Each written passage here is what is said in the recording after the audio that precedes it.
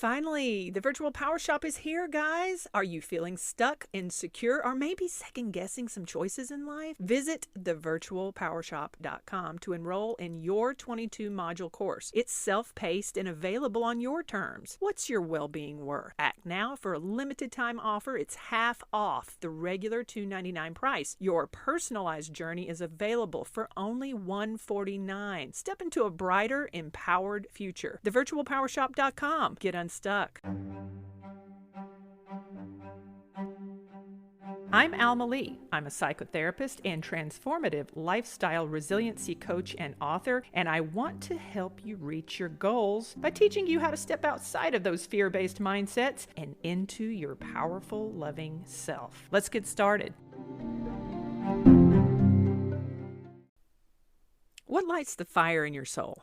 You ever thought about it? You ever thought about the thing, that one thing that really just sets you up for joy and just really gets you going?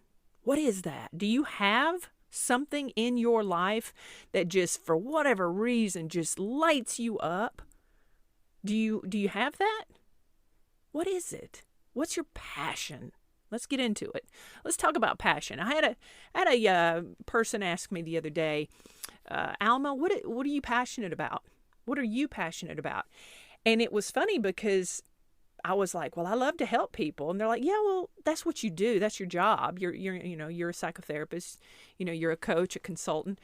But what are you passionate about? And I was like, well, that's what I like. I mean, and it got a little bit confusing, and that's why I thought today's episode would be so interesting, because I had to really define what it was that I enjoy about my work, because I am passionate about my work.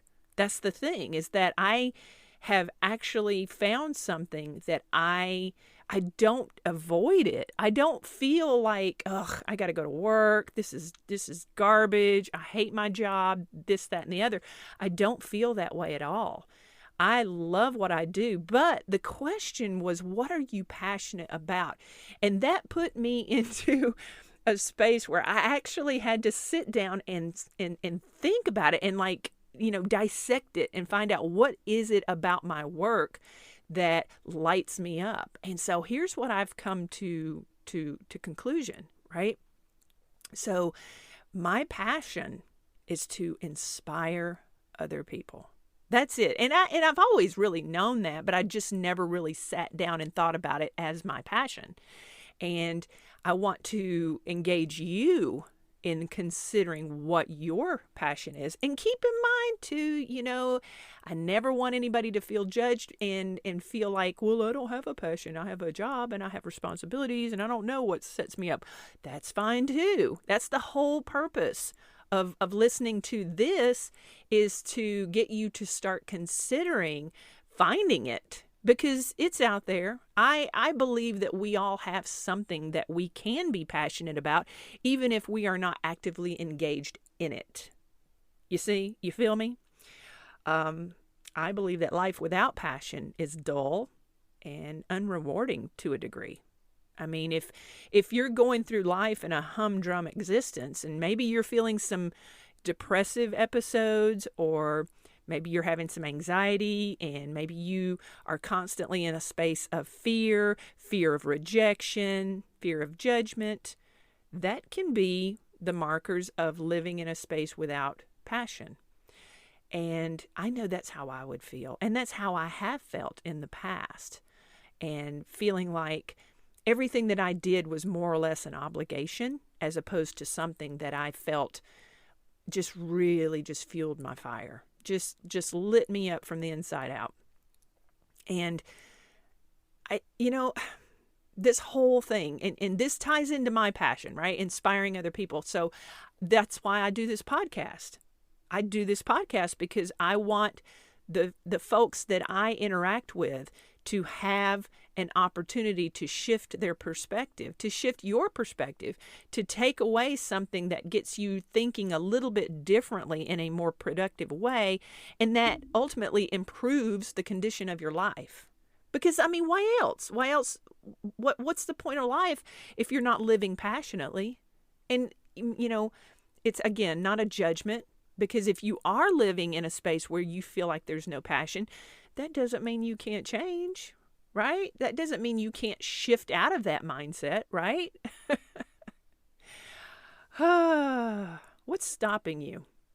What's the biggest obstacle that you're facing right now and really living a life, a passionate life, a life that's in alignment with something that lights you up from the inside out? When's the last time you felt passionate about a situation? Something that just really got you going. I can dial this back, and doing the internal forensics, right? Digging into my own stuff, and like, why is my passion to inspire other people? So I can break that down and explain that a little bit further and go a little deeper. So several years ago, like 20-something years ago, I went and visited with a therapist. I honestly did not know what a licensed clinical social worker was. This woman that I went to, I was working with the TSA at the time, and she was an EAP, Employment Assistance Program provider for clinical psychotherapy. I didn't know what any of those letters, those acronyms meant back then. I had no clue. All I knew was that I was struggling and I needed some help. And I was having some stuff going on with my son at the time, and I didn't know how to handle it. I was a single mom. I was overwhelmed. Life was not being very kind to me in that moment. So I remember going and meeting with her. And keep in mind now, I had been to a therapist when I was in the military, but this was several years later, and I had not been to a therapist since my time in the military. So keep that in mind too. So I go in, and my issue was a condition that, had happened with my son. He was 4 years old at the time. And I was just really struggling. I was having a really, really hard time. And I'll never forget that when I went into her office and I sat down, that I just busted out into tears. And she hands me a tissue and she goes, "Wow." She goes, "I can see that you need to be here," something along those lines. And I was like, "Yeah, I do." And so she introduced herself, and we, kind of had some friendly banter just to build that rapport. But overall, as we're talking, she starts asking me about my childhood. And I'm like, why is she asking me? That's got nothing to do with what's going on now. I can remember thinking that. And she says, she goes, "A lot of what you experienced as a child colored the way that you see the world today. And your perspectives today are affected by your belief systems that were created as a child." And I was like, well, that's weird. And so she's asking me about my parents. And, I've spoken about my parents and about the troubled relationship that I had with them as a child growing up and leaving home at the age of 20. And our relationship never really changed from that point on. It was, kind of bandaged, if you will, over time. We had interactions, but there was never really a relationship after I left home at 20. But I told her what I'd been having, a difficult time with my father. And I explained to her how my father had treated, my mother, and what he had a drug problem. And she stopped me. She goes, "Yeah, your dad's a narcissist." And she just said it so carefully and just like she knew him. And she explained some things about, the dynamics of my parents' relationship and how their treatment of me affected me and my belief systems.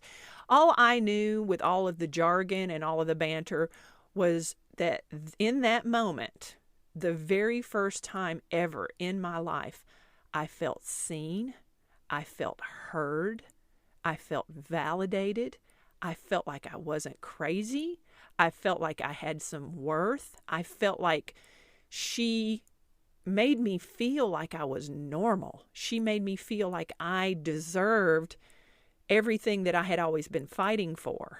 And that apparently at that point I had given up because I didn't think I was worth fighting for. I didn't believe at that time that I was deserving of love, of kindness, of respect, simply because I had never really received it.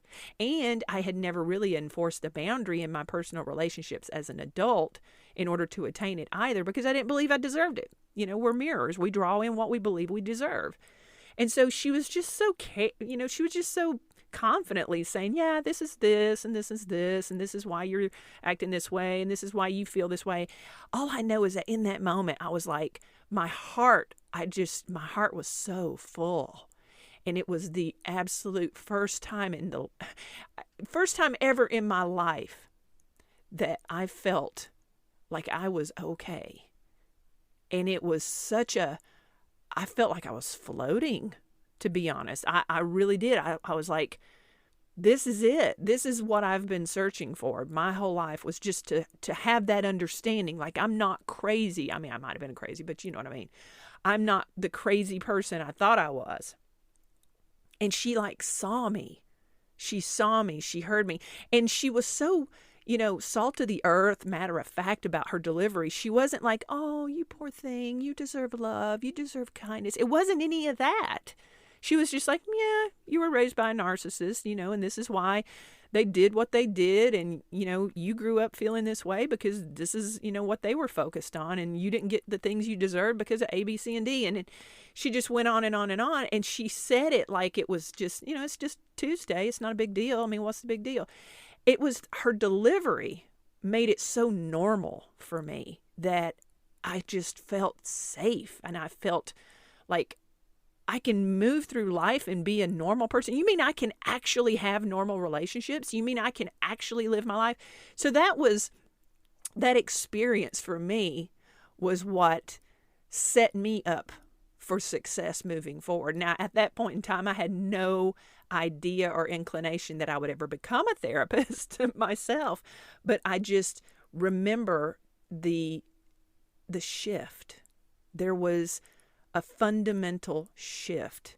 My entire world was flipped upside down in that one session with that therapist, and in a good way. And so years later, as I, went through life, I saw her several more times, and I couldn't tell you what her name is. I don't remember her name. I might know it if I heard it, but I remember the way she made me feel, and I always carried that with me.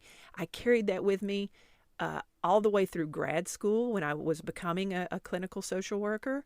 And I just remember that I really want other people to experience what I experienced. I really did. And I do still to this day.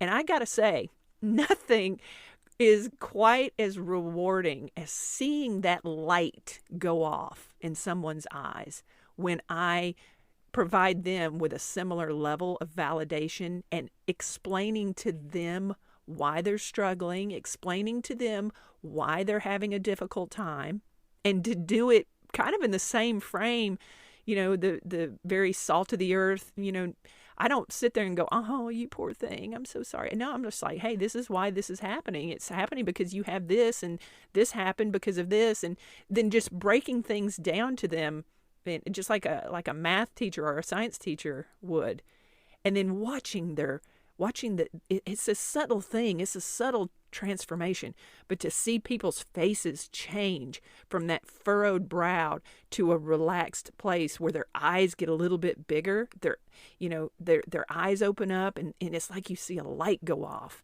and it's almost like you witness the epiphany of change. Are you joking? Are you kidding me? Oh my gosh. That's what I'm passionate about. Watching people experience that. I experience so much joy in watching people shift out of a maladaptive, dysfunctional perspective of themselves and their lives, and to see them shift into something that's just on the path to health and wholeness. I'm so passionate about that. And so that's that inspiration that I love. I love to inspire other people. I love to show people that there are other perspectives that you can lean into. It's just that you don't know what they are, And that kind of goes back into the previous episode about hope. You need hope. Well, inspiration and hope are interchangeable as well, because if you're inspired, then you find hope, right? So my passion in life is to inspire other people. I know that hands down, without question. And just to talk about it, to create this this episode, I've got so many different scenarios rolling through my mind of those times when people would, break down in happy tears. It's not that I'm trying to get people to cry, but when they have those moments, it's such a reward for me. I can't even explain it in words what it does for me. Is to know that the work that I do is that deeply impactful in people's lives. And it makes my life purposeful. It's my purpose. It makes me know for a fact that what I'm doing is good and helpful, and it creates abundance for other people as well. So what's your passion? What lights you up? And keep in mind too, we are a communal species. Humans, we're communal. No matter how much of a hermit you may think you are, we still need connection with others. We need communication. We need community. And that being said, your purpose will always be tied up with how you serve others, because that's the purpose of the human experience. Is it's interchangeable with community in a sense of purpose. So what are you passionate about when it comes to your purpose? First of all, what is your purpose? What do you do that serves humanity? How do you make the world a better place? And what do you do that you're passionate about that lines up with that purpose? I think about a lot of my musician friends and my artists and my creators that I know, and people who, they don't make a whole lot of money. They don't get the financial windfall from what they do, but make no mistake, what they do by creating art, or just creating period, makes the world a better place. I firmly believe that without art, without creativity, none of this is, we're not born to work. We're not born here to toil. We're not born here to earn money to pay for a house and a car so that we have a place to live and a car to drive so that we can go to work to earn the money to pay for the house. That's not why we're here. We're here to evolve spiritually. We're here to connect, communicate, and serve others. We're here to be mindful and to understand ourselves and to grow, to heal if you need to, which we usually do, to heal and to grow from that healing. And we're not here to just work. So if that's what you're doing, ask yourself, if you're just working and you're living or eking through life, I would challenge you to look at your perspective. Now, I'm not going to call names, but there's a couple of you guys out there. If that shoe fits, put it on. Put it on. But hear me out. I'm not here to judge you because blame is irrelevant. But if you're going through life with a woe is me attitude, ask yourself this. Why do I feel sorry for myself? Why do I see my life as being, I'm a victim of my life, rather? Why is that? Why do you feel victimized? Because I promise you, I'm not saying that you don't have things to complain about, and I'm not saying that you don't have pain that you aren't struggling with, but experiencing pain and having a victim mindset are two total different issues altogether. First of all, everybody suffers. Everybody, every human being on the face of this earth has suffered to some degree. I don't care how much money you have. I don't care where you come from, what your background is. Every single human being has suffered. So you can't sit there and say, I don't have any money in the bank account. I don't have this. I don't have that. That rich person over there has it better than me. They may have more money than you. Yes. They may not have to worry about where their next meal is coming from. Yes. But that does not mean they haven't suffered. And you get to decide whether or not you're a victim. And so the reason I bring that up is because as long as you're stuck in that perspective of victim, that victim mindset, you'll never be able to identify your obstacles. And if you never identify those obstacles, you'll never find out what your passion is. You just won't, because, being a victim is kind of a fixated mindset that keeps you in a space of familiar comfort. It keeps you stuck. It's an adaptation of life where your needs, albeit in a dysfunctional and toxic way, are being met through being a victim. So if you are able to share with people and say, oh man, I'm really struggling, I'm having this issue, I'm having that issue, I can't do this, I can't do that, and you're saying that to other people as a means of getting them to support you, whether it's emotionally or spiritually or financially, don't you think your needs are kind of being met through that? So I'm just calling attention to it, okay? And the reason I'm calling attention to it is not to, point the finger in your face and say, you're a bad person because you're acting like a victim. That's not it at all. I'm challenging you to reframe your perspective outside of that, because there's better ways of living. There's an opportunity to live a full life, a passionate life, a joyful life, if you stop that perspective, if you quit seeing yourself as a victim. And I'll admit, before I went to go see that therapist, that was my mindset. I didn't realize that was my mindset. It was very normal for me, but it was my mindset. And she helped me to shift out of that. She helped me to see that I was deserving of living a joyful life and that I was deserving of being validated. She validated me. That was huge, So being validated, experiencing empathy with other people, those are huge. Those are huge. And so that's what I try to provide people as a means of being inspirational. So I hope that this was helpful for you. I hope that at least by listening to this message today, that you are able to at least lean into some self-awareness and loving yourself. You got to love yourself. You have got to love yourself. You deserve it. You deserve it. You deserve to love yourself. You deserve to respect yourself. You deserve to alleviate yourself of the shame of not being accountable to your grievances. We all screw up. And we all try to survive. And in doing that, we end up hurting and harming those around us. And then we end up magnifying our shame through those behaviors.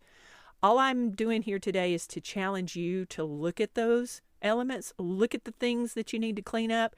But when you look at those issues, those grievances, if you will, look at them, but also love yourself through the process.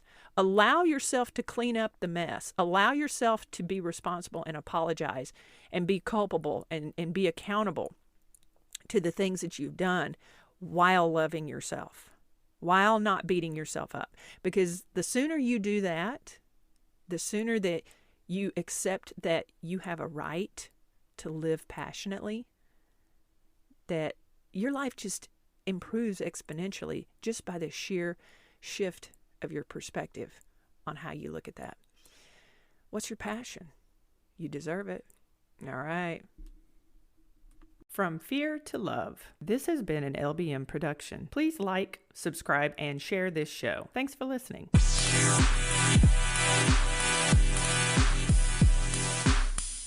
Finally, the Virtual Power Shop is here, guys. Are you feeling stuck, insecure, or maybe second-guessing some choices in life? Visit thevirtualpowershop.com to enroll in your 22-module course. It's self-paced and available on your terms. What's your well-being worth? Act now for a limited-time offer. It's half off the regular $299 price. Your personalized journey is available for only $149. Step into a brighter, empowered future. Thevirtualpowershop.com. Get unstuck.